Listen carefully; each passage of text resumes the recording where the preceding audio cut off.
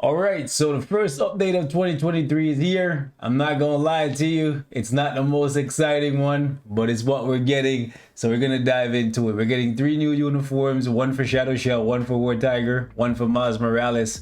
So I'm happy for Miles. Was not expecting to see Shadow Shell get changed into a speed character. People are here wishing, hoping, and praying for tier 4 Luna Snow. Instead, Netmarble decided to change Shadow Shell to a speed type. So that they can convince you it's a good idea to tier 4 a universal character because now she's a speed tier 4. Ain't that crazy, boys? Y'all are here sitting hoping and praying for tier 4 Luna Snow. Netmarble was like, no, no, no, no, no, sir. I know most of y'all are gonna skip over Shadow Shell because you think she's only gonna be for Alliance Conquest. So we're just gonna do a whole swaparoo and make her a speed tier 4. So you can go ahead and pick her up. But anyways, let's jump in and see what else they decided to do for her. So for the uniform bonus, they gave her skill damage and bonus damage. They definitely could have done more here. It seems very, very lazy, but at least she has that now. Before she didn't have it. They decided to bump up the poison damage from 20% to 35%. We have paralysis on the first skill. Second skill is just pretty much poison damage. Third skill has a 50% attack buff. Fourth skill has fracture, healing, invisibility, and ignore targeting for 4 seconds, which is going to be really good for AC. Don't see much outside of AC here. Also keep in mind, even though this says ignore targeting, it means she has an iframe on this skill. It doesn't mean she can hit people when they're in iframes. So no iframe ignore on her kit at all, which is kind of crazy, especially since primarily where people would be using this character is in Alliance Conquest. And they also didn't say anything about her awaken skill changing, which kind of sucks because it would have been nice if you were able to cancel her awaken skill and get the full damage from it, but that's not possible for any of the other warriors of the sky. So I don't know why I thought they would finally make it the case for her. Anyways, they decided to change around her damage accumulation from damage taken to damage dealt, and they also cut down the cooldown time. Before, this was on a 16-second cooldown, now it's on a 14-second cooldown. They kept the duration the same, so 5 seconds kind of lame. Would have liked to see this get bumped up to 8 seconds or 7 seconds, so it was up all the time, but it's still a little bit better than what it was before because there's only going to be a 2-second gap when you don't have this up, because once you get up to 50% cooldown, this is going to be down to 7 seconds. So okay, we'll have to see how this actually plays out in game. Next up, we have War Tiger. I definitely think they could have gone a little bit further with Shadow Shell by giving her either better damage reduction on her 4-star passive for the Warriors of the Sky, or making it so that she increases the amount of damage they do to villains or heroes or both, whatever. But I'm curious to see how they're going to handle War Tiger because he was the man left behind. So right here we get 20% chain hit damage when attacking, guaranteed critical rate, which is really good, and then he also gets damage reduction, all really good. He's the war general, so that's really good. Super armor, 50% defense, increase the skill damage and bonus damage, that's good. So he has iframe ignore, that is good, he needs that. He's battle tested, warrior's wrath, that is very good. So 30% chance to penetrate, barrier, shield immunity, and pretty much everything for 5 seconds. He has a 5-second immunity buff here, and then this is on a 12-second cooldown. So every 6 seconds, he's going to be able to pop this. This is actually really good, really, really good. However, he doesn't have damage accumulation on this skill, and he doesn't have damage accumulation in his kit at all for that matter, which kind of sucks. I wonder if he'll have enough damage to actually make an impact. Unfortunate. So we have some defense down here which no longer matters. We have all attack, defense, speed, critical rate. Yeah, they kind of dropped the ball. Okay, so he has a heal here, so now he has a little bit more survivability as opposed to before where he could heal himself once his HP drops below 99%. He still has that because they didn't change his passive, like his 4-star passive, but now he has an additional heal, so that's actually really good.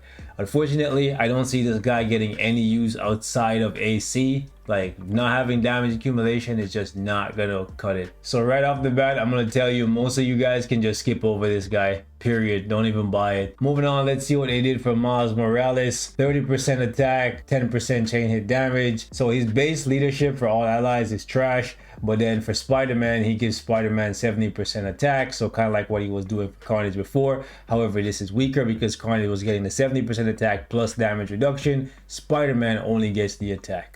All right, So we have ignore dodge for his new 4-star passive, increased lightning damage. We got 25% guaranteed dodge. And then since he's returning to the hero side, he gets the 120% damage to supervillain, skill damage, bonus damage. He has webbing and lightning damage, web silence, lightning damage, shock, stun. We have all attack and all defense. And you gotta be joking, they decided not to give him damage accumulation. No way. You gotta be freaking joking. They gave him a heal and a barrier. Okay, big whoop on the barrier.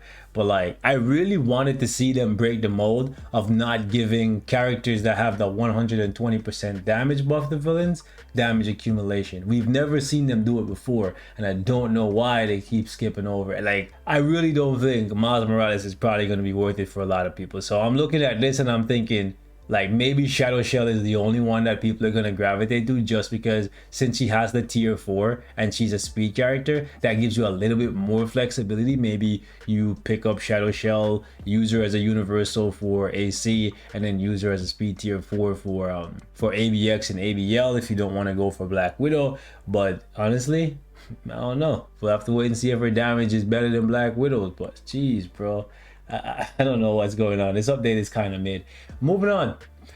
We got burn, shock, stun, webbing, invincibility. Okay, so they gave him damage accumulation on his tier 3. Okay. Okay. Spoke too soon. 12 seconds. All right. Okay, Nick Marble. Y'all pulled a famoose. All right. Let's see what's going on here for Shadow Shell. So she gives herself 50% attack, and then activates the following effect for 10 seconds. When skill is used, increase all basic attack by 30% up to a maximum of 90%. Or like, what was the point of this? Couldn't you have just made this so that it's 130% attack for 10 seconds?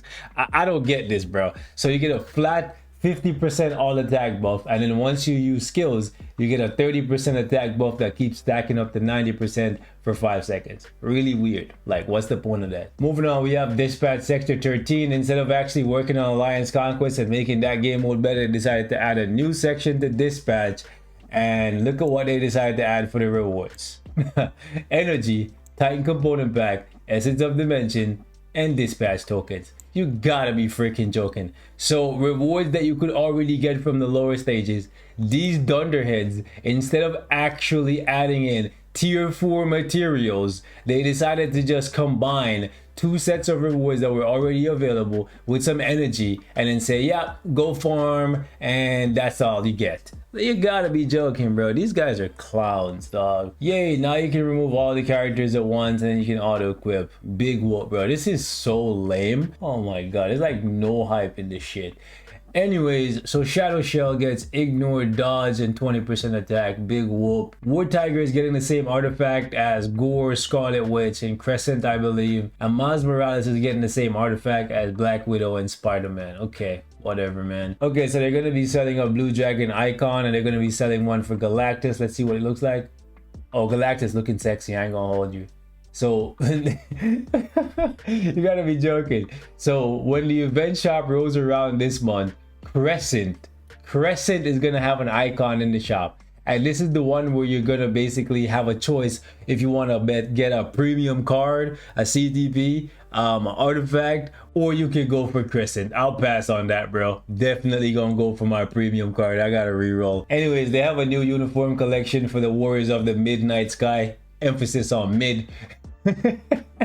Yeah, now you can skip whenever you craft X genes and biometrics. Yeah, big whoop. All right, so I read all of these improvements and game fixes, and there's nothing really noteworthy here that absolutely needs to be discussed. So I'm just gonna wrap the video here. You guys leave me your thoughts in the comments. This freaking patch is asleep. This has to be the most mediocre New Year's update I've ever seen for Marvel Future Fight. I have no idea what's going on. Hopefully the mid-month is really big. I'm really hoping that they're not trying to give Crescent a tier 4. I hope that's not what this icon here means. Because if it is, bro, people are gonna be livid. Imagine them skipping over freaking Luna Snow and giving us a tier 4 Shadow Shell, turning her into a speed type to try and convince people to tier 4 her, and then dropping Crescent and delaying Luna Snow even further. People will be livid, bro. People are already not happy. Like, look at all of the sneak peeks. You get more angry emojis than anything else.